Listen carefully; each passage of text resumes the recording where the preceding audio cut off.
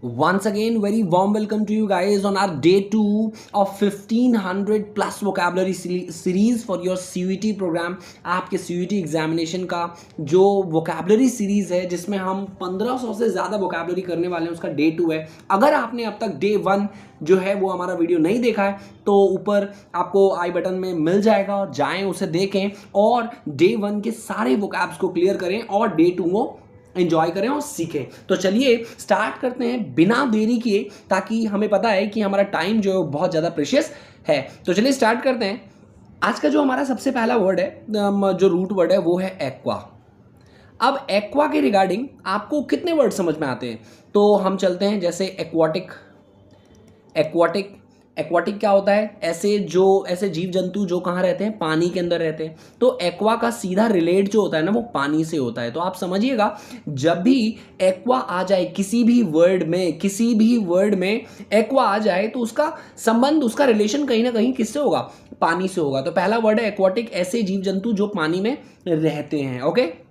दूसरा हमारा क्या हो गया? एक्वेरियम. इसी से बना है एक्वेरियम. ठीक है, AQUARIUM, एक्वेरियम. अब एक एक्वेरियम क्या होता है? एक टैंक होता है. टैंक बेसिकली जो जीव जंतु जैसे मछलियों के लिए, ठीक है, इन सब के लिए जो बनाया जाता है ना टैंक, उसे हम क्या कहते हैं? एक्वेरियम कहते हैं. नेक्स्ट हमारा जो है वो एक्वा से बनता है एक्वीफियर. एक्वीफर का मतलब जो होता है वो जैसे अंडरग्राउंड जो वाटर स्टोरिंग होता है ना, उस प्रोसेस को हम क्या कहते हैं? एक्वीफर कहते हैं. जैसे अंडरग्राउंड वाटरिंग प्रोसेस करना, वाटर को स्टोर करना, उस प्रोसेस को हम क्या कहते हैं? एक्वीफर कहते हैं. एंड इसी से एक और वर्ड जो है वो हमारा बनता है एक्विडक्ट. एक्विडक्ट क्या होता है? जैसे छोटे मोटे नहर टाइप जो होते हैं ना, वो होते हैं. ओके, आप नहर कह लो या छोटा नाला टाइप कह लो, जिससे पानी को होल्ड करने के लिए एक जगह से दूसरे जगह कैरी करने के लिए किया जाता है, बनाया जाता है इसे. ठीक है. अब इसी से एक और टर्म है हमारा एक्वियस. एक्वियस. एक्वियस का मतलब क्या होता है? एक्वियस का मतलब है जैसे कोई चीज़ जिसमें हम कंटेनिंग वाटर, जिसमें पानी जो ना जिसे हम होल्ड करके रख सकें, इसके अंदर पानी हो सके, रह सके, तो ऐसी चीज़ जिसमें हम क्या कर सकते हैं? पानी को कंटेन करके रख सकते हैं, वो क्या है? एक्वियस कहलाता है. अब इसी से एक और टर्म जो है वो हमारा बनता है एक्वानॉट. AQUANAUT. एक्वानॉट का क्या मतलब होता है? एक्वानॉट का मतलब होता है जो एक ऐसा पर्सन, जैसे हम एस्ट्रोनॉट बोलते हैं ना, स्पेस में घूमने वाले को, स्पेस में रिसर्च करने वाले को, या वहाँ जाकर कुछ भी ऐसा रिसर्च करता है, उसे एस्ट्रोनॉट कहते हैं. तो ऐसे ही एक्वानॉट होता है जो पानी के अंदर जाके एक्सप्लोर करता है. एक ऐसा पर्सन जो पानी के अंदर जाके एक्सप्लोर करे, उसे क्या कहते हैं? एक्वानॉट. NAUT. ओके. नेक्स्ट हम देखते हैं, नेक्स्ट क्या होगा? एक्वाप्लेन. नेक्स्ट एक्वाप्लेन. AQUAPLANE. एक्वाप्लेन क्या होगा? एक्वाप्लेन वो होता है, वो प्रोसेस होता है जब हम वाटर सरफेस पे ग्लाइड करते हैं. जैसे वाटर सरफेस पे जब ग्लाइड करने के प्रोसेस को हम क्या कहते हैं? एक्वाप्लेन. ग्लाइड मतलब होता है फिसलना टाइप ऑफ. ओके. तो वाटर सरफेस पर फिसलने के प्रोसेस को हम क्या कहते हैं? एक्वाप्लेन कहते हैं. ओके. नाउ इसी से एक और वर्ड बना है एक्वाकल्चर. हम देखते हैं एक्वाकल्चर क्या होता है. एक्वाकल्चर जैसे फार्मिंग ऑफ वाटर प्लांट्स, जैसे वाटर प्लांट्स का जब फार्मिंग होता है ना, उसे हम एक्वाकल्चर कहते हैं. या मछली पालन को भी हम एक्वाकल्चर कहते हैं. ओके. तो आई होप ये क्लियर हो गए. कितने वर्ड हो गए हमारे? 1 2 3 4 5 6 7 8. ओके. एक्वाकल्चर हो गया. एक्वाकल्चर के बाद हम क्या देख सकते हैं? एक्वामरीन देख सकते हैं. एक्वामरीन. AQUAMARIN. एक्वामरीन क्या होता है? एक ऐसा सी वाटर जो ग्रीन ब्लू कलर का हो. ओके. उस पानी को, उस सी वाटर को हम क्या कहते हैं? एक्वामरीन कहते हैं. तो इसी से एक और टर्म बना है एक्वीफेरस भी होता है जिसमें जो चीज वाटर को कंटेन करे, जिसमें पानी हो. ओके. तो एक्वियस एक्वियस एंड एक्विफेरस जो है ना वो both are having same meaning, दोनों का मतलब सेम है। तो ये हमने 10 वर्ड जो है वो कर लिया है और आई होप ये सभी के मतलब आपको पता चल गए हो। ठीक है, तो एक बार पीछे से दोबारा से रिवाइंड कर लें ताकि पूरा का पूरा जो भी डाउट है वो सारा का सारा डाउट जो है वो क्लियर हो जाए। चलिए now next come to next, अब हम आते हैं अपने नेक्स्ट रूट वर्ड पे। नेक्स्ट रूट वर्ड पे तो नेक्स्ट रूट वर्ड जो है वो हम लेते हैं बायो। बायो बायो का मतलब होता है लाइफ। तो बायो जब भी किसी भी वर्ड में आता है तो समझ जाना उसका रिलेशन कहीं ना कहीं किससे है, लाइफ से है। तो इसी लाइफ की स्टडी को हम क्या कहते हैं, बायोलॉजी। बायोलॉजी यानी लाइफ की स्टडी को हम क्या कहते हैं, बायोलॉजी। और किसी की लाइफ के बारे में जानना तो उसे हम क्या कहते हैं, बायोग्राफी। Biography GRAPHY biography. ठीक है, किसी की लाइफ के बारे में जानना बायोग्राफी होता है, life story of a person. और इसी का एक और होता है ऑटोबायोग्राफी। ऑटो लगा देंगे इसमें तो ये ऑटोबायोग्राफी हो जाता है, यानी जब हम अपनी गाथा खुद गाते हैं, अपने लाइफ के बारे में खुद बताते हैं तो वो हो जाता है ऑटोबायोग्राफी। ओके, अब इसी से एक वर्ड बना है, इसी से वर्ड बना है बायोडिग्रेडेबल। बायोडिग्रेडेबल ऐसी चीज़ें, ठीक है, जो मिट्टी में मिल जाए लेकिन नेचुरल तरीके से।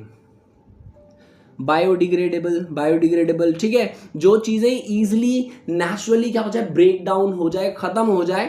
ठीक है, तो उसे हम क्या कहते हैं, बायोडिग्रेडेबल। और इसी के साथ अगर हम नॉन लगा देंगे तो हो जाएगा नॉन बायोडिग्रेडेबल, जो ईजिली नेचुरल तरीके से ख़त्म ना हो। अब इसी से हम एक और टर्म समझते हैं, बायोडाइवर्सिटी।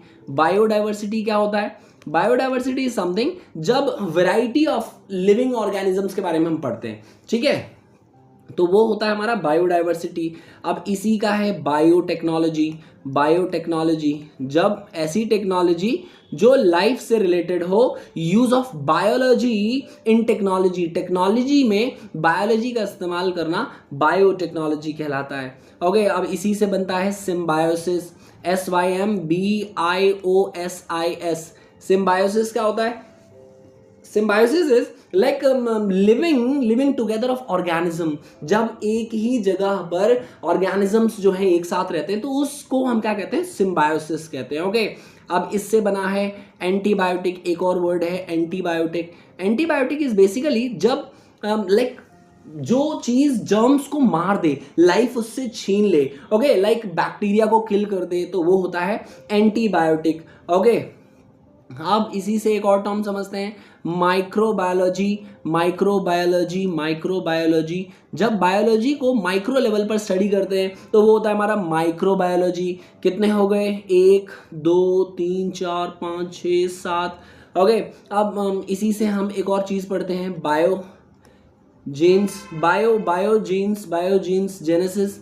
बायोजेनेसिस क्या होता है, लाइक जब लाइफ का ओरिजिन होता है, लाइफ का कहीं पर भी जीवन का जो उत्थान है या हमें पता चलता है यहाँ पर जीवन है, तो वो क्या है, बायोजेनेसिस होगा। ओरिजिन ऑफ लाइफ, जहाँ से लाइफ क्रिएट होती है, लाइफ स्टार्ट होती है, बायोजेनेसिस हो गए। और इसी से एक और टर्म होता है बायोमेट्रिक। बायोमेट्रिक ठीक है, बायोमेट्रिक हम करते हैं ना, हमारे अंगूठा लगाते हैं, ठीक है, ताकि हमारे बॉडी फीचर्स के बारे में क्या हो सके, मेजरमेंट लिया जा सके। तो ये हो गए हमारे बायो से रिगार्डिंग वर्ड। ठीक है, तो आई होप ये क्लियर हो गए हो आपको।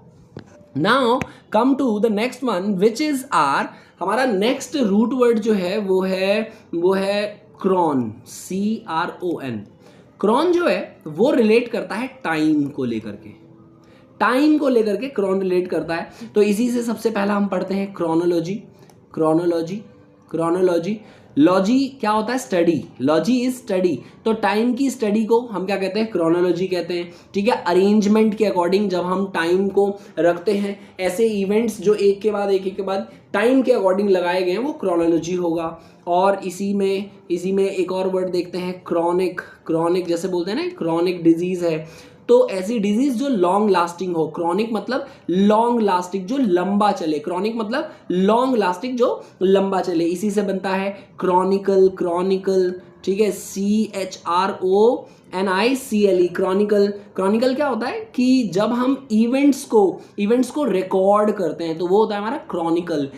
इवेंट्स को रिकॉर्ड करते हैं यानी रिकॉर्ड ऑफ इवेंट्स जो होगा वो हमारा क्या होगा, क्रॉनिकल होगा। ओके, नाउ इसी को हम समझते हैं सिंक्रोनाइज कर देना, यानी जब सारी चीज़ें happen at the same time में सारी चीज़ें हैपन होना, वो होता है हमारा सिंक्रोनाइज करना। एक ही समय पर क्या कर देना, मिक्स कर देना या होना, वो हमारा होगा सिंक्रोनाइज, यानी happen at the same time, कोई भी चीज़ होना, घटित होना एक ही समय पर, तो दैट इज सिंक्रोनाइज होना। ओके, जैसे इधर मैं कुछ कर रहा था और उधर मेरा भाई कुछ कर रहा था, दोनों ने एक ही समय पर काम शुरू किया या कुछ किया, तो वो हो जाएगा सिंक्रोनाइज करना। उसके बाद एक और टर्म लेते हैं जो होता है हमारा एनाक्रोनाइज।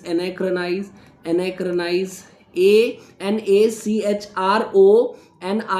एनाक्रोनाइज, यानी जैसे सिंक्रोनाइज क्या करना, एक ही समय पर स्टार्ट करना, एनाक्रोनाइज मतलब गड़बड़ कर देना, एक समय पर स्टार्ट ना करना, वो हो जाएगा हमारा एनाक्रोनाइज करना, या एनाक्रोनिज्म भी वो हम उस टर्म को कहते हैं। Okay, now next is chronometer. Chronometer एक ऐसा यंत्र जो समय को क्या करे, टाइम मेजरिंग करे, यानी एक ऐसा इंस्ट्रूमेंट जो टाइम को मेजर करे, वो होगा हमारा chronometer. Next is chronograph. Okay, CHRONOGRAPH, chronograph क्या होता है कि एक ऐसा डिवाइस जो टाइम को रिकॉर्ड करे, एक ऐसा डिवाइस जो टाइम को क्या करे, रिकॉर्ड करे, लिखे। ग्राफ मतलब होता है लिखना, कोई चीज टाइम के बारे में लिखना, टाइम को लिखना, रिकॉर्ड करना, क्रोनोग्राफ कहलाता है। अब इसी में एक और टर्म आता है क्रोनोबायोलॉजी। तो स्टडी ऑफ क्रोनो या बायोलॉजिकल टाइमिंग। ठीक है, जब हम स्टडी करते हैं किस चीज की, बायोलॉजिकल टाइमिंग को स्टडी करते हैं, बायोलॉजिकल टाइमिंग की स्टडी जो होती है वो हमारी क्या कहलाती है, क्रोनोबायोलॉजी। बायोलॉजिकल टाइम की स्टडी को हम क्या कहते हैं, क्रोनोबायोलॉजी। और इसी में एक और टर्म देखते हैं आइसोक्रोनस। CRONOUS।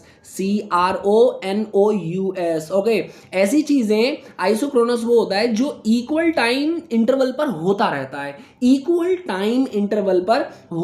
है, ठीक है, जैसे occurring at the equal time interval, ऐसी चीजें जो सेम टाइम इंटरवल पर होती रहे, उसे हम क्या कहते हैं, आइसोक्रोनस कहते हैं। तो आई होप ये वर्ड सारे समझ में आ गए हो आपको। चलिए अब हम देखते हैं नेक्स्ट जो है हमारा नेक्स्ट रूट वर्ड है जियो। तो जियो मतलब क्या होता है, जो अर्थ से रिलेटेड हो, वो क्या है हमारा जियो हो गया।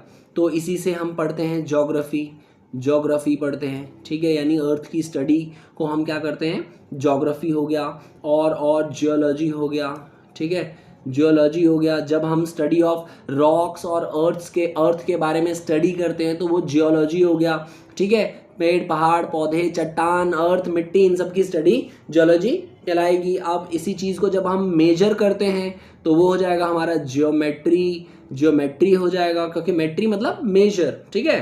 तो इसके बाद जियोथर्मल हो गया। तो जियोथर्मल क्या हो गया, लाइक हीट फ्रॉम अर्थ से, थर्मल यानी जो हीट होता है, तो हीट फ्रॉम द अर्थ उसको हम क्या कहते हैं, जियोथर्मल यानी जो अर्थ से हीट जो निकलती है वो हमारा जियोथर्मल होगा। नेक्स्ट क्या है, जियोसेंट्रिक GEOCENTRIC, जियोसेंट्रिक यानी अर्थ सेंटर्ड, जो बिल्कुल जो सेंटर होगा ना अर्थ का, वो हमारा क्या कहलाएगा, जियोसेंट्रिक पॉइंट, यानी अर्थ का बिल्कुल सेंटर वाला पॉइंट जियोसेंट्रिक हो जाएगा। अब इसी से हम पढ़ते हैं जियोस्फेयर, ठीक है। जियोस्फेयर मतलब जो लाइक फिजिकल अर्थ हो वो हमारा क्या होगा, जियोस्फेयर होगा। नेक्स्ट है हमारा जियोपॉलिटिक्स GEOPOLITICS। जियोपॉलिटिक्स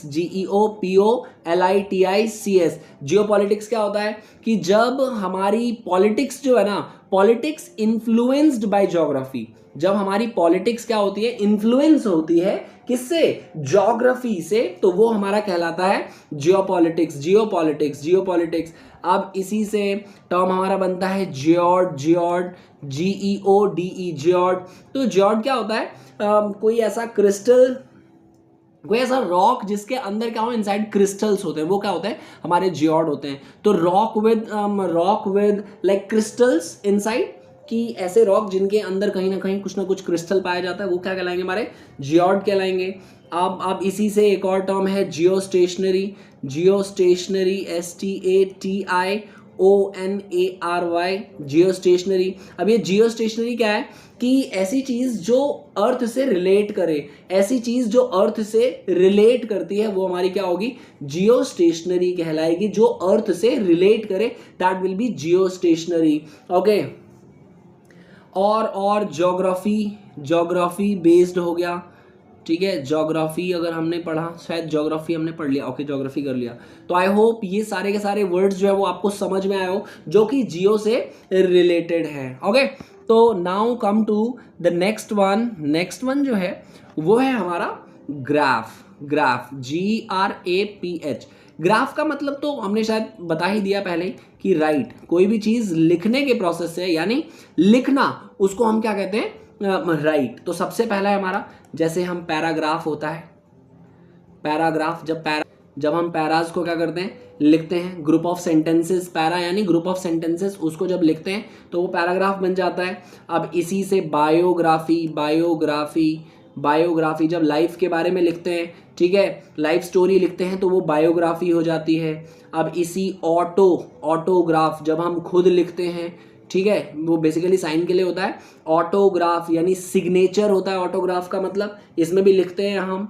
और इससे बनता है टेलीग्राफ में भी देखिए टेलीग्राफ। अब कोई भी चीज मैसेज जब भेजी जाती है दूर डिस्टेंस पे, ओके, पहले होता था, अब तो बहुत रेयर होता है, मैसेज सेंट ओवर डिस्टेंस, एक जगह से दूसरी जगह जो बहुत दूर है उसको कुछ भी मैसेज भेजना, रिटन फॉर्म में लिख कर भेजना, तो वो टेलीग्राफ के थ्रू होता है। उसके बाद ग्राफोलॉजी यानी इसकी पढ़ाई करना, इसकी स्टडी करना, जो हैंडराइटिंग की स्टडी करना, वो ग्राफोलॉजी हो जाएगा। अब इसी के बाद क्या हो जाएगा, कैलीग्राफी आर्ट ऑफ राइटिंग होती है, calligraphy art of writing. Okay, अब इसी में होता है फोटोग्राफ होता है, बहुत सारे वर्ड्स हैं। तो आप भी अपनी तरफ से क्या कर सकते हैं, वर्ड्स लिख सकते हैं, रिकॉग्नाइज कर सकते हैं और उनका पता लगा सकते हैं। सो ग्रेजुअली आपकी जो वोकैबुलरी है वो और ज्यादा इंप्रोवाइज होगी। तो फोटोग्राफ क्या होता है, जैसे कुछ ऐसा पिक्चर मेड विद लाइट, एक ऐसा फोटो जो किससे, लाइट के थ्रू क्या की जाती है, बनाई जाती है। ये प्रोसेस होता है, फोटोग्राफर्स जानते हैं इस चीज को। नेक्स्ट जो है आप समझ सकते हो टाइपोग्राफी, TYPOGRAPHY। टाइपोग्राफी क्या है, जैसे कुछ स्टाइल है, प्रिंटेड टेक्स्ट का स्टाइल होता है, स्टाइल ऑफ प्रिंटेड टेक्स्ट कह सकते हो। कोई चीज छपी हुई है, वो किस तरह से लिखावट है, तो ये होता है हमारा टाइपोग्राफी।